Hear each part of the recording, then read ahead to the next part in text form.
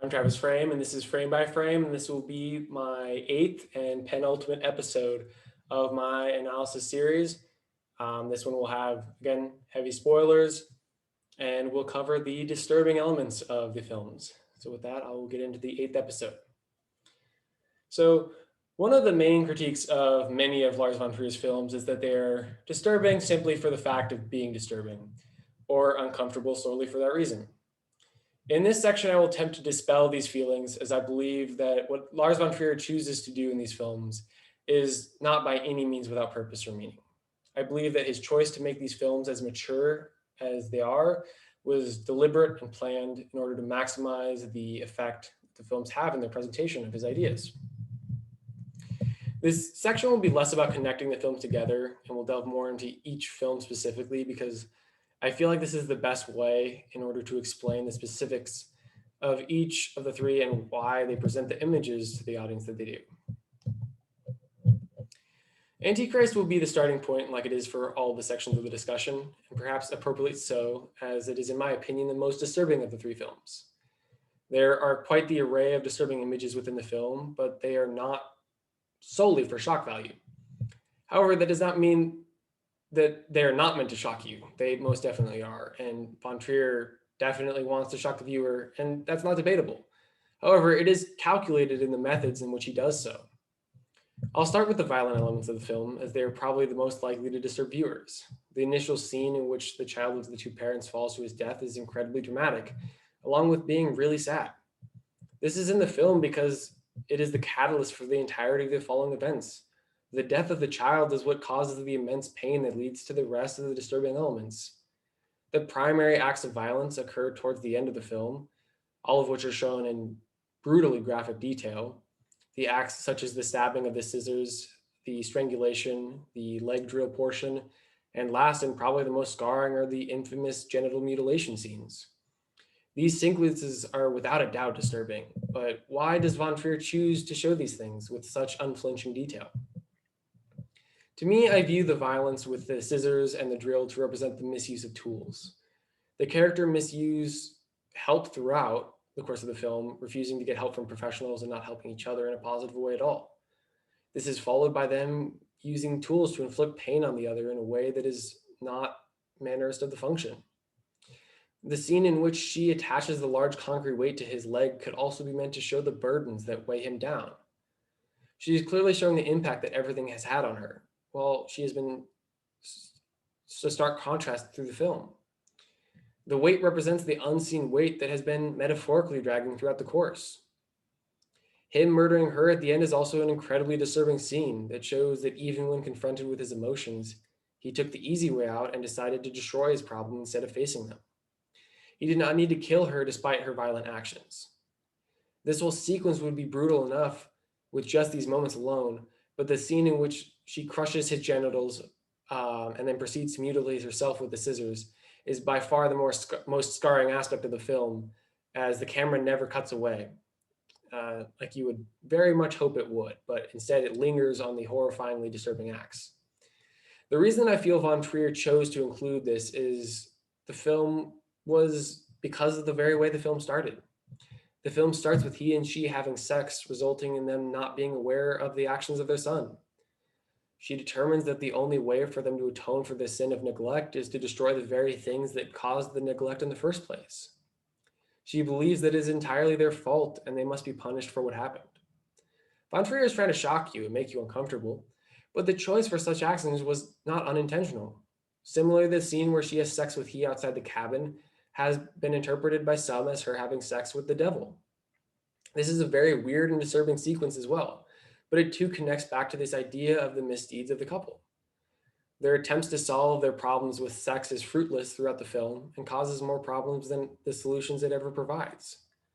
Perhaps von Trier is commenting on the very nature of sex itself with these images. Perhaps not.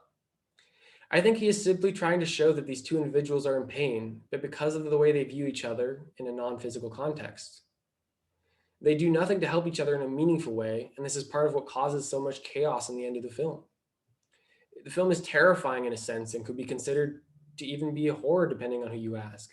But the elements of the film are graphic to push the points I've discussed in other portions. They are brutal.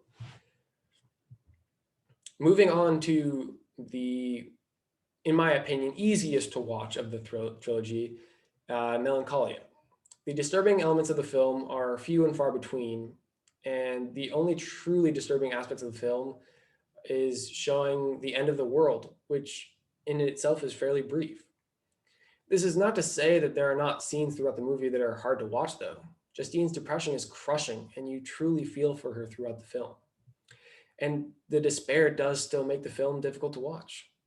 It's also very slow paced. The film has a melancholic pace to relate to the themes it is conveying, and it only adds to the feelings of sadness that can be felt while watching the film. The mature aspects of the films are far more direct and far less graphic than either of the other two, but that doesn't stop von Trier from making a movie that leaves you emotionally drained after watching. It is a tough film, but it is fairly clear why. It is different from the others, and it is one of the things that sets it apart, in my opinion. It's by far the most accessible for a general audience, but it is still going to be something that the content and the way in which the movie is constructed is going to bother a lot of people because they'll want it to be faster, or they'll want it to be more interesting, or have more stuff happen. But that's not what von Trier is trying to do with it. Finally, the third film, Nymphomaniac. And this is probably going to be the hardest to explain why von Trier made the film as he did, because simply by explaining the concept of the film, one has to defend themselves because of the negative connotations people have associated with it. This is not helped either by doing a Google search of the film, which describes it as an erotic art film. The film is artistic and the film is graphic. These are both true. However, I feel like the other labels that people associate with this film are incredibly unfair and in fact quite disrespectful. The main reason people critique Nymphomaniac is because of their misconstrued view that it is in fact a film of pornographic nature. This is widely false, however. Before you immediately dismiss my comments on Nymphomaniac and simply make fun of my viewing of this film, allow me to explain why I believe so.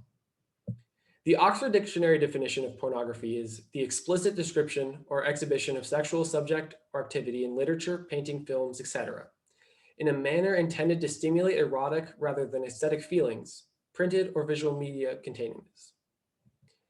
You might hear this definition and say that I am only digging myself into a deeper hole, but I think it is important to understand the difference between pornography and the contents of the film Nymphomaniac. The key part of this definition is the manner intended to simulate erotic rather than aesthetic feelings. This is how the film differs. It is undebatable that the sex scenes contained within the film are incredibly graphic, thus the misconception that many people have with regards to the film. The film is incredibly uncomfortable to watch, and in my opinion, is the most difficult to watch, despite not being as disturbing as Antichrist. I think it is the hardest to watch because of the sex scenes and the graphic nature of them.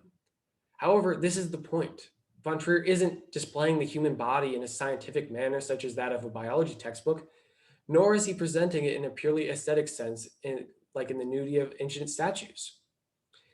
If he's not portraying the body in a scientific or artful manner, then it must be pornography based on the definition then, right? No. Von Trier does not show graphic sex scenes on screen throughout the film. However, if looked at, one might realize that despite their graphic nature, the films contain many hours of screen time with no nudity or sexual content at all. In fact, the scenes that contain nudity make up less than 10% of the total runtime. And it's a 5-hour and 22-minute film. There's a lot of runtime that is dedicated to something that is completely different, that has nothing to do or show with nudity. There's still a lot of nudity compared to the average film, but one must take this into consideration and think about the nature of the film and the subject matter. Just simply because of the topic, it is bound to have more nudity and sexual content. And you also have to take into account that it's von Trier and the plot of the movie itself, which will just be more explicit because of what it is. This still does not explain my point, though. I felt the need to explain all this leading up to my true evidence because I believe that with the context of the details and specifics is easier to understand. The film is not pornography because it is not meant to entice you. In fact, I believe that von Trier's goal was to repulse the viewer. The film is not meant to create an erotic feeling, but in fact quite the opposite. The viewer wants Jo to escape the downward spiral that she is on and overcome her sex addiction.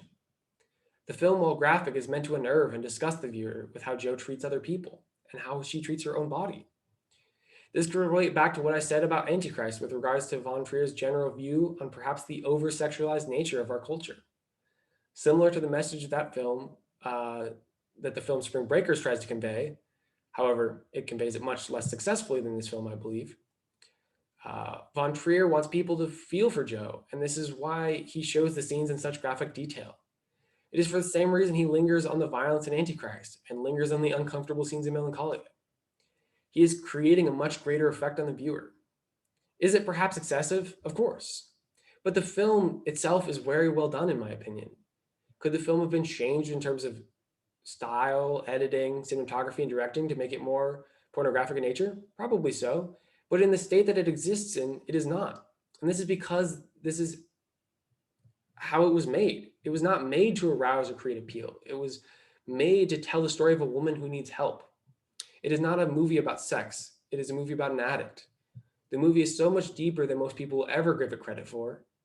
And I don't fully understand that due to the nature of the film and what it portrays, most people never watch the film. And it's completely understandable. I personally struggled giving it a second watch because it's a really tough film to sit through.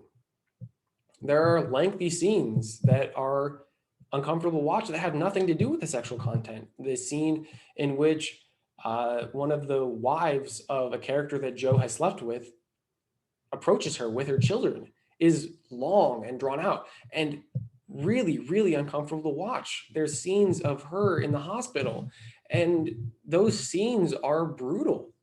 And those scenes have nothing to do with showing nudity or sexual content.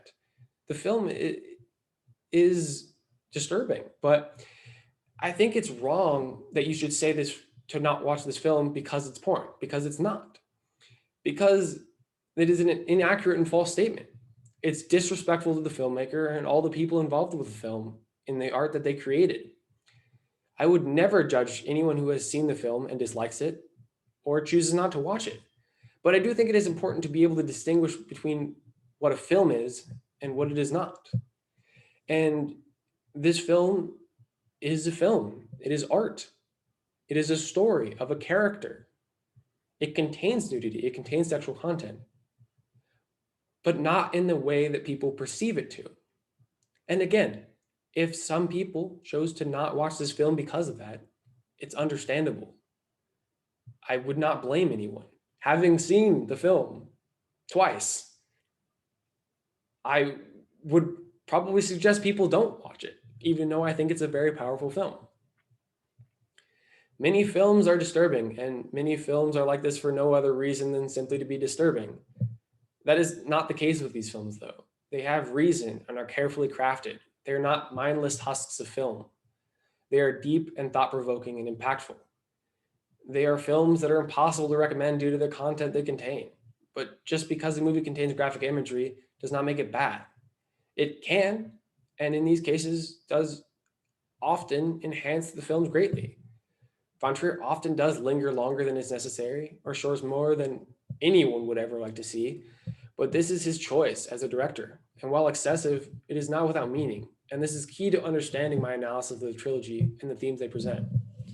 It's so easy, I know, to write off a film because it's not something you want to watch. And that's something that really I struggle with because it's a director's choice to show what they show. That's completely up to them. They are the creator with the writer, and in this case, Von Trier being the writer and director of the three films, he is the creator of these films. He can show what he likes. It is up to you to determine whether or not it is something you're able to handle, something you're able to sit through. And if you do sit through it and you don't like it, that's fine. But for people to watch the films and then to criticize the content of the films, I feel like is a little bit unjust because you can't watch a film called Antichrist and expect it to be not disturbing. You can't watch a film called Nymphomaniac and not expect to see more nudity than you would like. You cannot watch a movie called Melancholia and expect it to be a happy film. Like, the films are what they are. And love them or hate them, that's how they're supposed to be. That's how they're meant to be. And that's how they were intended. And it is what gives them power, but will also reduce their audience. And it's a shame because I think that they do such a good job in talking about themes of depression. So I hope that this a little bit was able to not justify, because I don't feel like I need to justify the viewing of these films, but to explain why they are like they are. That it's not for nothing. It's not just to shock you. That they have meaning and they are deep, truly artful films. So that concludes the last major chapter of my analysis series. Next will be my overall conclusion and thoughts in the last episode. So thank you for watching all this time, and I look forward to finishing up the series with my final conclusion.